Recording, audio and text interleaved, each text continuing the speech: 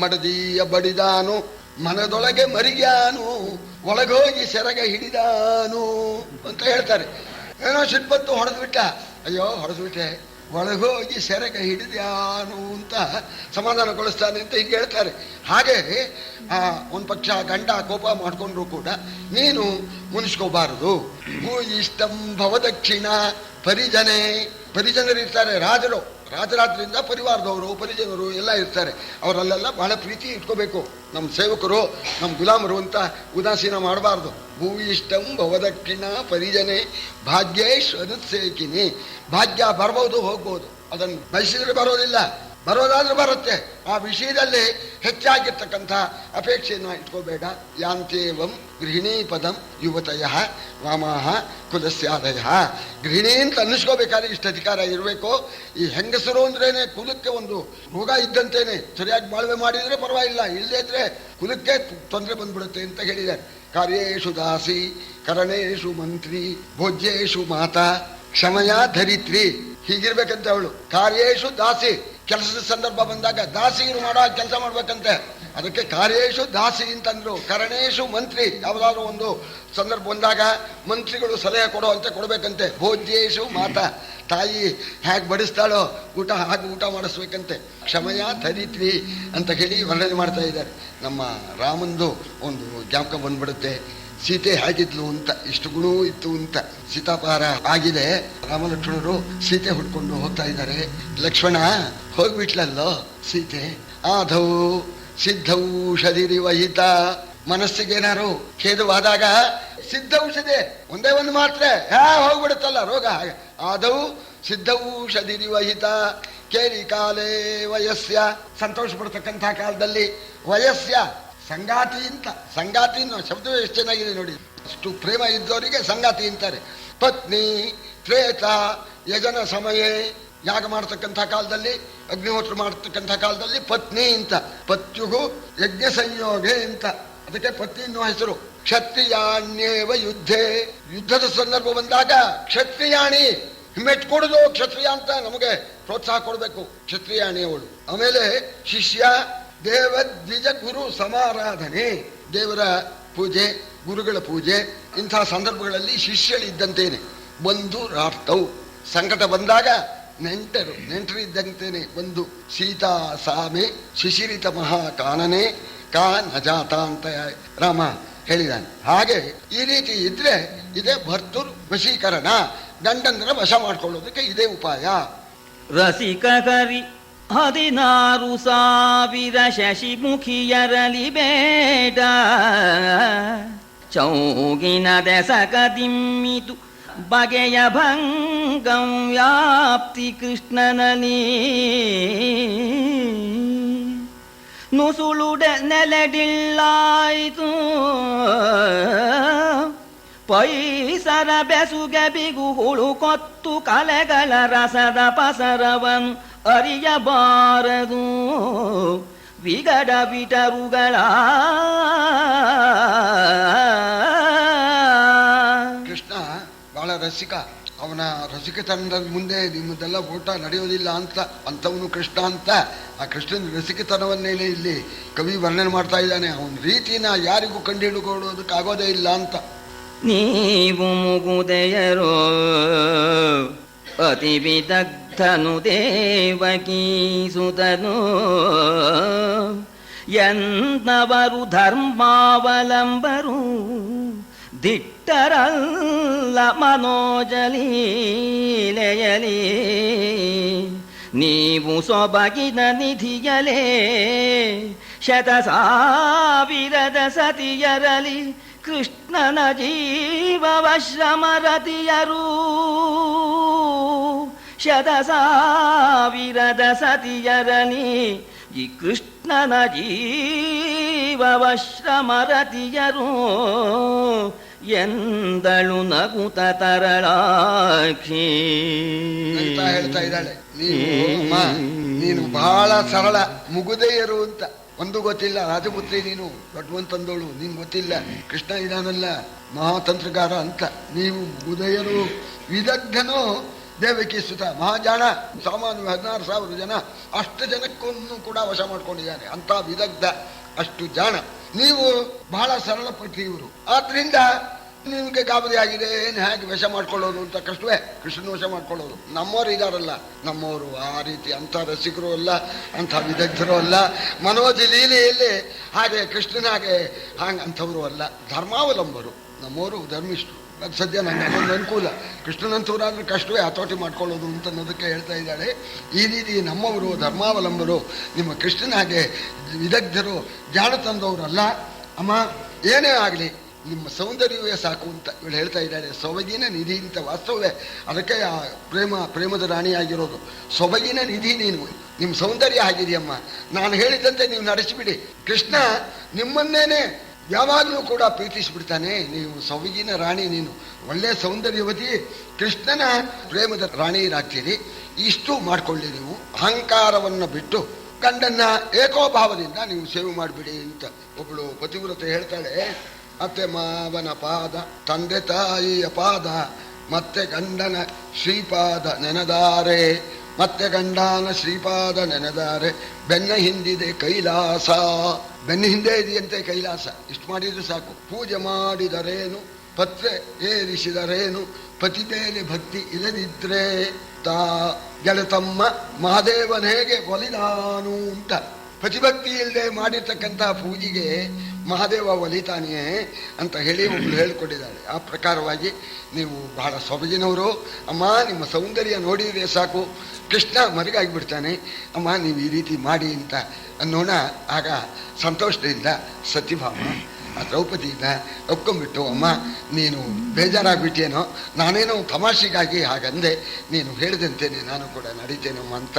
ಆಗ ಕ್ಷಮಿಸುಡು ಅಂತ ಕೇಳ್ಬಿಟ್ಲು. ದ್ರೌಪದಿ ಸಿಟ್ಟು ನೋಡಿ ಕ್ಷಮಿಸು ಅಂತ ಅಂದ್ಬಿಟ್ಲು.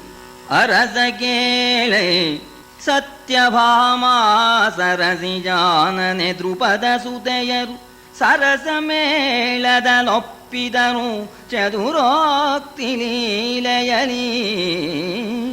ಹರಿಯುಧಿಷ್ಠಿರ ಭೀಮ ಪಾರ್ಥರು ವರಮುನಿಗಳಿತಿಹಾಸಮಯ ಬಂಧುರ ಕಥಾ ಕೇಳಿಯಲಿ ಕಳೆದರು ಹಲವು ದಿವಸಗಳ.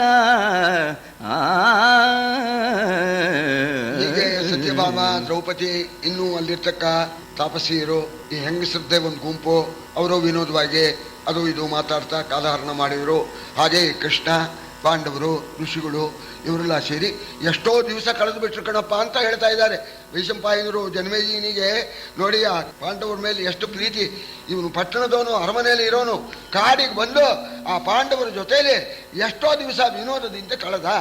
ಹೊಗೆಗಳ ಮರಾರಿಗಳು ನಮ್ಮಯ ನಗರಿ ಶೂನ್ಯಾಸನದಲ್ಲಿದ್ದುದು.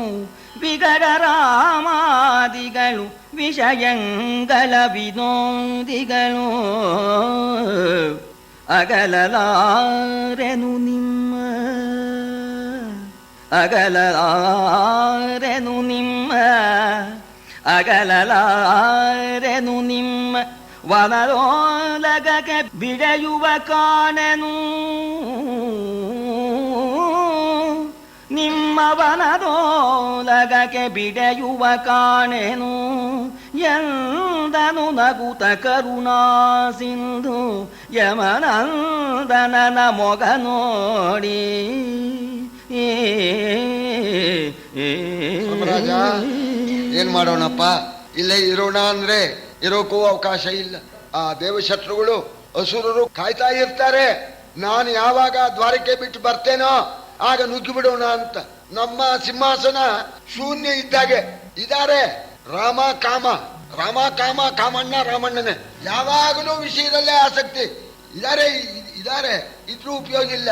ನಿಮ್ದು ಏನೋ 1 ದಿವಸದ್ದೇ 2 ದಿವಸದ್ದೇ ಮುಗಿಯೋ ಹಾಗೆ ಇಲ್ಲ. 12 ವರ್ಷ, ಇಷ್ಟು ವರ್ಷ ನಿಮ್ ಜೊತೆಲಿ ಇರೋಕ್ಕಾಗತ್ತೇನೋ. ಅಯ್ಯೋ ನಿಮ್ಮನ್ನ ಅಗಲಲಾರೇನು ಅಂತ ಹೇಳ್ತಾ ಇದ್ದಾನಲ್ರಿ ಆ ಕೃಷ್ಣ. ನಿಮ್ಮನ್ನ ಅಗಲೋದಕ್ಕೆ ಇಷ್ಟ ಇಲ್ಲಪ್ಪ. ಏನ್ ಮಾಡೋಣ, ಅಲ್ಲಿ ರಾಮ ಕಾಮ ಸರಿಯಾಗಿ ನೋಡ್ಕೊಳ್ಳೋಲ್ಲ, ಶತ್ರುಗಳು ಬಂದ್ಬಿಡ್ತಾರೆ, ಆ ದ್ವಾರಕೆಗೆ ತೊಂದರೆ ಆಗತ್ತೆ ಅಂತ ಹೋಗ್ಬೇಕಾಗಿದೆ. ಏನೋ 4 ದಿವಸ ಆದ್ರೆ ಇದ್ದೇ ಬಿಡೋಣ ಅನ್ನೋ ಹೋಗು ಇಲ್ಲ. ವನವಾಸಕ್ಕೆ ಬಿಡುಗಡೆನೇ ಕಾಣುವ ಹಾಗಿಲ್ಲ ಅಂತ ಹೇಳಿಬಿಟ್ಟು ನುಡಿದ ಕಾಲಾವಧಿಗೆ ಜರೆ ತೆರೆಯಡಗಿದವು ನುಡಿದ ಕಾಲಾವಧಿಗೆ ಜರೆ ತೆರೆಯ ಅಡಸಿದವು ಜಾಣಿನಲಿ ಸತ್ಯವ ನಡೆಸಿದಿರಿ ಕಡೆ ಸಾರಿಗೆಯಲುನ್ನತಿಯ ಕೆಡಿಸದಿರಿ ಕಡುಮನದ ಕರ್ಣಾದಿಗಳು ಕೈ ದುಡುಕಿದೊಡೆ ಕೈಗಾಯ್ದು ಧರ್ಮದ ತಡಿಗೆ ಜಾರಿ ಜಯಾಧ್ವದಲ್ಲಿ ಜಂಘಾಲರಗಿರಿ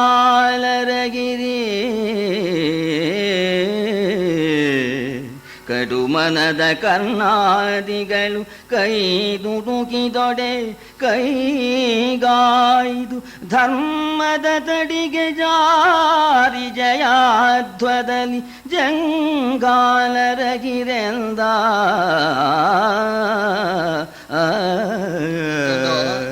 ನುಡಿದ ಕಾಲಾವಧಿಗೆ ಜರೆ ತರೆ ಅಡಸಿದವು. ಬಹಳ ಸ್ವಾರಸ್ಯವಾಗಿದೆ ಇದು.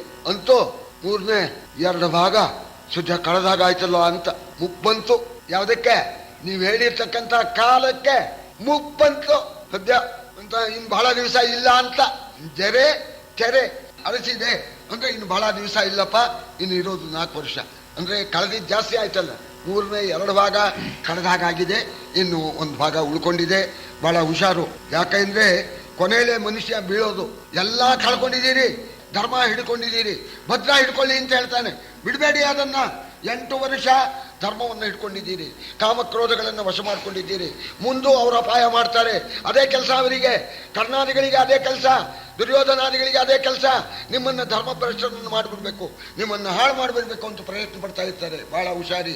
ಧರ್ಮ ಮಾತ್ರ ಬಿಟ್ಟೀರಿ, ಹಿಡೀರಿ ಧರ್ಮನ, ಗೆಲ್ತೀರಿ ನೀವು. ಜಯಮಾರ್ಗ ಅಲ್ಲಿ ಓಡ್ಬಿಡ್ತೀರಿ ನೀವು. ಧರ್ಮವನ್ನ ಹಿಡಿದರೆ ಜಯಮಾರ್ಗದಲ್ಲಿ ಜಂಗಾಲರೈರಿ ಅಂದ್ರೆ ವೇಗದಿಂದ ಹೋಗತಕ್ಕವರು ಆಗ್ತೀರಿ, ಅಂದ್ರೆ ಜಯ ನಿಮಗೆ ಸಿಗುತ್ತೆ ಅಂತ ಹೇಳಿ ಇನ್ನೊಂದು ಎಚ್ಚರಿಕೆ ಮಾತು ಹೇಳ್ತಾನೆ ಕೃಷ್ಣ. ಮರೆಯಲಿಗ ಕಾಲದಲ್ಲಿ ಬಲಿದೆಚ್ಚರದಿಗುದು, ಮರೆಯಲಿಗ ಕಾಲದಲ್ಲಿ ಬಲಿದೆಚ್ಚರದಿಗುದು, ಬೇಕಾದೊಡೆ ಯಮಗೆಚ್ಚರಿಸಿ ಕಾರ್ಯ ಸ್ಥಿತಿಯನೇ ಚರಿಸುವುದು ನಿಮ್ಮೊಳಗೆ. ಅರಿದಿಗುದು ನೀನೆಂದು ರಾಯಂಗರುಹಿ, ಅರಿದಿಗುದು ನೀನೆಂದು ರಾಯಂಗರುಹಿ. ಭೀಮಾದಿಗಳಿಗೆ ಉಚಿತವ ನೆರೆ ನುಡಿದು ದುರ್ಬದಿಯ ಮನ್ನಿಸಿ ಮರಳಿದನು ಬುರಗೆ. ಮರೆಯಲಿಯ ಕಾಲದಲ್ಲಿ ಬಲಿದು ಎಚ್ಚರಿಕೆಯಲ್ಲಿ ಇಗದು. ಈಗಲೇ ಹೇಳ್ತಾನೆ ಬಹಳ ಹುಷಾರಿ. ಅಜ್ಞಾತವಾಸ 1 ವರ್ಷ, ಬಹಳ ಎಚ್ಚರಿಕೆ. ಅದಕ್ಕೆ ಮುಂಚೆನೆ ಸ್ವಲ್ಪ ಬಂದೋಬಸ್ತ್ ಮಾಡ್ಕೊಂಡಿರ್ರಿ ಅಂತ. ಯಾಕೆಂದ್ರೆ ಏಕ್ದಮ್ ಹೊರಟ್ಬಿಟ್ರು, ಆ ಕೂಡಲೇ ಹಿಡ್ಕೊಂಡ್ಬಿಟ್ರೆ ಅವರು. ಅಜ್ಞಾತವಾಸ ಜ್ಞಾಪಕ ಇರಲಿ, 4 ವರ್ಷ ಕಳೆದ ಕೂಡಲೇ ಬರುತ್ತೆ. ಬಹಳ ಎಚ್ಚರಿಕೆಯಿಂದ ಇರಬೇಕು. ಮತ್ತೇನಾದ್ರು ಪತ್ತೆ ಹಚ್ಚಿ ಮತ್ತೆ ಕಾಡಿಗೆ ಹೋಗ್ಬೇಕಾಗತ್ತೆ. ಬಹಳ ಹುಷಾರಿ ಅಂತ ಎಚ್ಚರಿಕೆ ಕೊಡ್ತಾನೆ. ಆಗ ಏನೇನು ಮಾಡಬೇಕೋ ಅದನ್ನೆಲ್ಲ ಮಾಡಿ. ನಿಮ್ಗೆ ಗೊತ್ತಾಗಲೇ ಇದ್ರೆ ನನಗೆ ಹೇಳಿ ಕಳಿಸು, ನಾ ಬರ್ತೇನೆ. ಮುಂದೆ ಹೀಗೆಲ್ಲ ಇರ್ರಿ, ಅಜ್ಞಾತವಾಸದಲ್ಲಿ ಹೀಗೆಲ್ಲ ಇರ್ರಿ ಅಂತ ನಾನು ಏರ್ಪಾಟ್ ಮಾಡಿಕೊಡ್ತೇನೆ. ನಿಮ್ಗೆ ಗೊತ್ತಾಗದೇ ಇದ್ರೆ ಅಂತೂ ಬಹಳ ಹುಷಾರಿಪ್ಪ. ಧರ್ಮರಾಜ ಅಪ್ಪಣೆ ಕೊಡ್ತೀಯಾ ಅಂತನೂ ನಾ ಭಗವಂತ ನಿನ್ನ ಇಚ್ಛೆ ಎಂದ್ಬಿಟ್ಟ.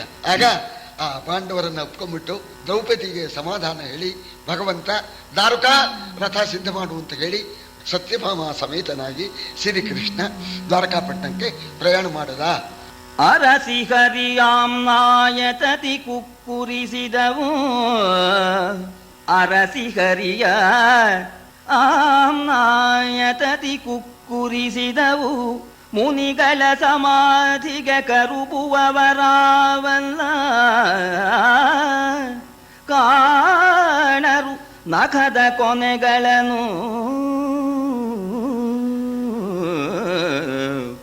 ಅರಸತಾನೇ ಕರಿಗರಿದು ತಂದರಕದವರನು ಬಿಡದೆ, ತಾನೇ ಹರಿದು ತನ್ನೆರಕದವರನ್ನು ಬಿಡದೆ ಸಲಗುವ ಕರುಣವೆಂತುಟೋ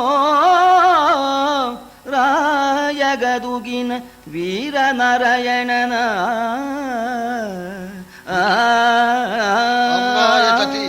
ವೇದಗಳ ಸಮೂಹ ಪರಮಾತ್ಮನ ಹುಡುಕತಂತೆ ಹುಡುಕಿ ಹುಡುಕಿ ಹುಡುಕಿ ಓಡಿ ಓಡಿ ಓಡಿ ಕುಕ್ಕರು ಬಡ್ಕೊಂಡ್ತು. ಆ ಪದ ಹಾಕಿದಾನೆ ನೋಡಿ. ಕುಕ್ಕರು ಬಡಿಯೋದು ಅಂದ್ರೇನು? ಸ್ವಾಧೀನ ಇಲ್ಲದೆ ಬೀಳೋದು ಅಂತ. ಕುಕ್ಕರು ಬಡಿದವು ಅಂತ ಪದ ಹಾಕಿದಾನೆ. ಸುಸ್ತಾಗ್ಬಿಡ್ತಂತೆ ವೇದ ತತಿಗಳಿಗೆ. ಆ ಹರಿಯನ್ನು ಹುಡುಕಿ ಹುಡುಕಿ ಸುಸ್ತಾಗಿ ಕುಕ್ಕರು ಬಡ್ಕೊಳ್ತು, ಒಂದ್ ಕಡೆ ಹೋಗಿ ಬಿಡ್ತು ಅಂತ. ಆ ಋಷಿಗಳು ಪಾಪ ಅವರು ಸಮಾಧಿ ತಪಸ್ ಮಾಡ್ತಾರೆ. ನಮಗೇನು ಅವ್ರ ಮೇಲೆ ಹೊಟ್ಟೆ ಗಿಚ್ಚಿಲ್ಲ. ಮಾಡ್ತಾರೆ ಮಾಡ್ತಾರೆ ಮಾಡ್ತಾರೆ ತಪಸ್ಸ. ಆ ಪರಮಾತ್ಮನ ಉಗುರಿನ ಕೊನೆ ನೋಡಿಲ್ಲ ಅವರು. ಮಾಡಿದ್ರು ಋಷಿಗಳು. ಧ್ಯಾನ ಮಾಡಿದ್ದೆ. ಪಾಂಡವರು ಪುಣ್ಯ ನೋಡಿ ತಾನಾಗಿ ಹುಡುಕೊಂಡು ಬರ್ತಾನೆ. ಆಗಾಗ್ಗೆ ಬರ್ತಾನೆ. ಮತ್ತೆ ಹೇಳಿ ಕಳಿಸಿಪ್ಪ, ಬಹಳ ಹುಷಾರಿ ಅಂತ ಹೇಳ್ತಾ ಇದ್ದಾನಲ್ಲ. ಪಾಂಡವರ ಪುಣ್ಯಕ್ಕೆ ಇನ್ನು ಎಣೆ ಉಂಟೆ. ತಾನಾಗಿ ಎಣೆ ಬಂದು ನಮ್ಮವರು ನಮ್ಮ ಬಂಧುಗಳು ಅಂತ ಹೇಳಿ ಪಾಂಡವರನ್ನ ಕಾಪಾಡ್ತಾ ಇದ್ದಾನಲ್ಲ. ಪರಮಾತ್ಮನ ದಯ, ಆ ಕೃಪೆ, ಅವನ ಕನಿಕರ ವೀರನಾರಾಯಣನ ಏನು ಹೇಳಿ. ಕೇಳು ಜನಮೇ ಜಯ ಧರಿತ್ರಿ ಬಾಲ ಪಾಂಡು ಕುಮಾರಕರು ವಿಪಿನಾಂತರದೊಳನುಭವಿಸಿದರು ಸಂವತ್ಸರಾಷ್ಟಕವ. ನೀಲಮಿಗೆಯೈತಂದು ಯಮುನಾ ಕೂಲದಲ್ಲಿ ವರತೀರ್ಥ ಸೇವಾಶೀಲರಿದ್ದರು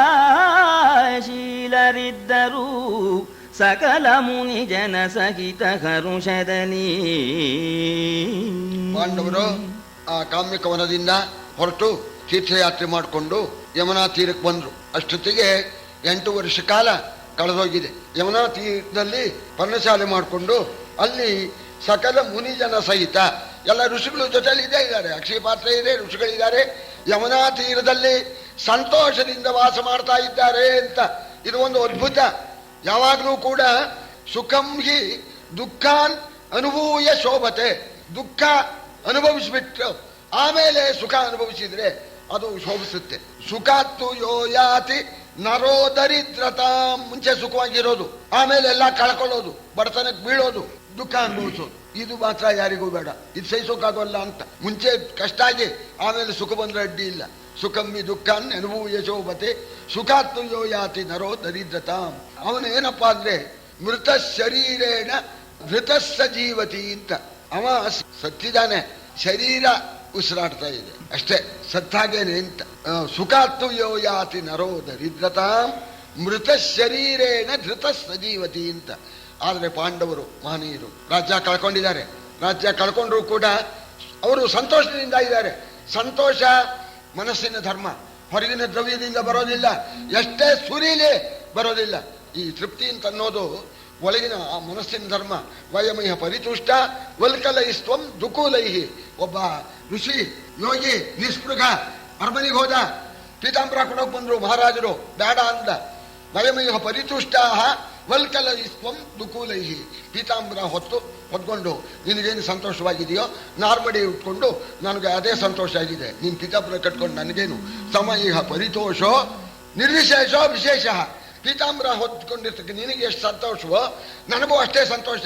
ಇಬ್ಬರು ಸಂತೋಷನು ತ್ರಾಸದಲ್ಲಿ ತೂಗಿದರೆ ಒಂದೇ ಸಮ ತೂಗುತ್ತೆ. ನಿರ್ವಿಶೇಷೋ ವಿಶೇಷ, ತ್ರಾಸೋ ಒಂದೇ ಸಮ ಅಂತ. ದರಿದ್ರ ಯಾರು, ಶ್ರೀಮಂತ ಯಾರು ಅಂದ್ರೆ ಸತು ಭವತಿ ದರಿದ್ರೋ ಯಸ್ಯ ತೃಷ್ಣ ವಿಶಾಲ. ಯಾವನಿಗೆ ದುರಾಸೆ ಇದೆಯೋ ಬೇಕು ಬೇಕು ಬೇಕು ಬೇಕು ಅಂತ ಯಾವನು ಅಂತಾನೋ ಅವನು ದರಿದ್ರ. ಸತು ಭವತಿ ದರಿದ್ರೋ ಯಸ್ಯ ತೃಷ್ಣ ವಿಶಾಲ ಮನಸ್ಸಿ ಚ ಪರಿತುಷ್ಟೇ ಕೋರ್ಥವಾನ್ ಕೋ ದರಿದ್ರ. ಮನಸ್ಸನ್ನು ಸಂತೋಷ ಪಟ್ಬಿಟ್ರೆ ಸಾಕು ಸಾಕು. ನನಗೇನ್ರಿ ಮಾಡ್ತೀರಿ ನೀವು, ಸಾಕು ಅಂತ ನಾವು ಎಲ್ರಿ ತಗೊಂಡ್ರಿ ಸಾಕು. ಅದಕ್ಕೆ ಮನಸ್ಸಿಚ ಪರಿತುಷ್ಟೇ, ಮನಸ್ಸಿಗೆ ಒಂದು ಸಂತೋಷ ಬಂದ್ಬಿಟ್ರೆ ಕೋರ್ಥವಾನ್ ಕೋರಿ ಬರುವ ಯಾರು, ಶ್ರೀಮಂತ ಯಾರು ಅಂತ ಹೇಳಿ ಪಾಂಡವರು ಅರಣ್ಯವಾಸವಾಯಿತು ಅಂತ ದುಃಖ ಪಡ್ಲಿಲ್ಲ. ಯಮುನಾ ನದಿಯಲ್ಲಿ ಸ್ನಾನ ಯಾರಿಗೆ ದೊರೆಯುತ್ತೆ? ನಮ್ಮ ಪುಣ್ಯ ನೋಡಿ. ರಾಜ್ಯ ಹೋಗಿದ್ದಲ್ಲ, ಈ ಪುಣ್ಯ ನೋಡು ಅಂತ ಅದರಲ್ಲಿ ಸಂತೋಷಭರಿತರಾಗಿ ಪಾಂಡವರು ಇದ್ದಾರೆ.